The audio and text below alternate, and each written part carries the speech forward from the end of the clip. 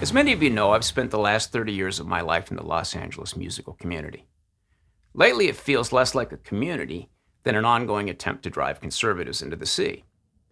But over the years, I've had a lot of good friends, and politics is something that we've usually left at the door. I was a Democrat, you see, but a moderate one.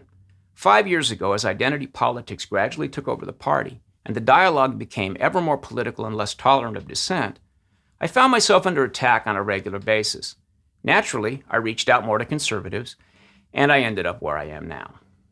But back when I was still admired in that crowd, there were certain topics that could not be discussed no matter how carefully. On Facebook, a person could only agree and agree strongly, or that person, usually me, would be suddenly unfriended and blocked. The most dangerous of these topics was abortion. I had become friends with a couple who lived on a hilltop in Malibu. He was in the music business, and she was a dancer, a beautiful woman. Smart, too.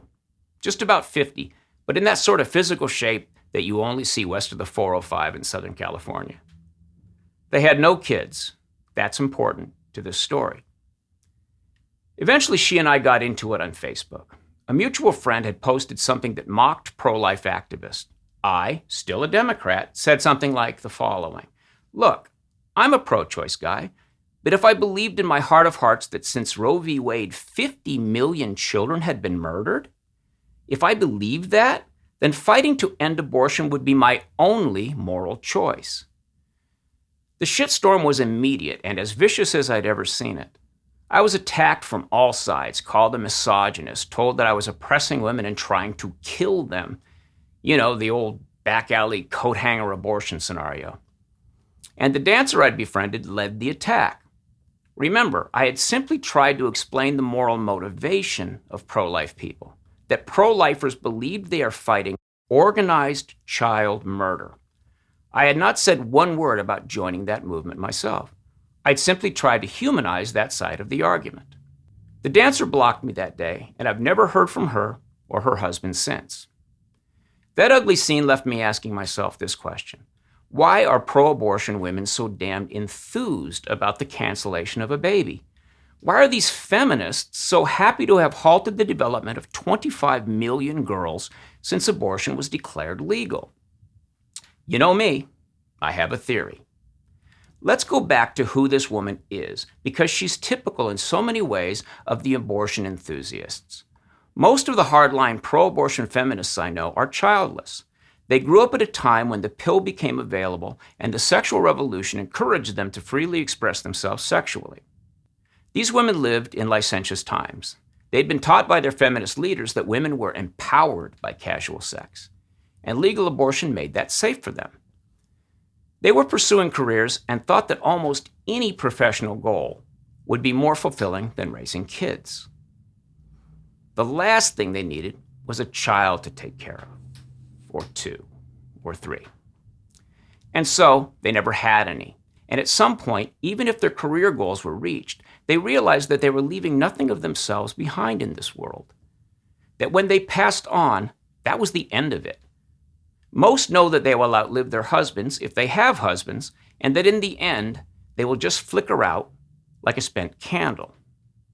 That is not something that a woman in her 50s or 60s wants to think about, especially since many, if not most of these women did get pregnant at least once, and they flushed that troublesome bunch of cells down the drain. Those discarded fetuses would now be grown children, perhaps dropping by with kids of their own to visit grandma. Beautiful images of a happy matriarch filling her home with her offspring and their offspring must haunt these women like a curse. So how do they deal with that? How do they keep that pain in a lockbox? Well, they do the only thing they can do. They have to turn their decision not to reproduce into a noble action. They must see their decision to abort as a triumph for women and therefore moral. If they cannot believe that their sacrificing of a child or children to the cause was the right thing to do, they'll fall into a dark night of the spirit from which they may never emerge. My heart goes out to them. The last thing I want to do is to punish women who will likely die alone. But there is this one little problem. They are fighting tooth and nail to encourage a whole new generation of young women to make exactly the same mistake. And that's unforgivable. So what do we do when we argue with these women? How do we battle with them without using this insight against them? Because we can't throw this in their faces, can we? I suggest that when you debate one of these childless abortion proponents, you phrase it something like this. But aren't you afraid that millions of women will grow old and have no children to visit them, to help them? Aren't you afraid that young women will abort those potential sources of joy and security and never again get the chance to be mothers? Something like that.